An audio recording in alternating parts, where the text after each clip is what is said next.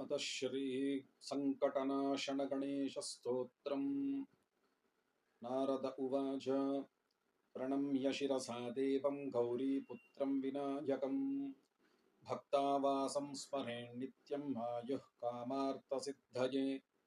प्रथमं वक्रतुण्डं च एकदन्तं द्वितीयकं तृतीयं कृष्णपिङ्गाक्षं गजवक्त्रं चतुर्थकं लम्बोदरं पञ्चमं च षष्ठं विकटमेव च सप्तमं विघ्नराजं च धूम्रवर्णं तथाष्टमं नवमं फालचन्द्रं च दशमं तु विनायकम् एकादशं गणपतिं द्वादशं तु गजाननं द्वादशैतानि नामानि त्रिसन्ध्यं यः पठेन्नरः न च विघ्नभयं तस्य सर्वसिद्धिकरं प्रभो।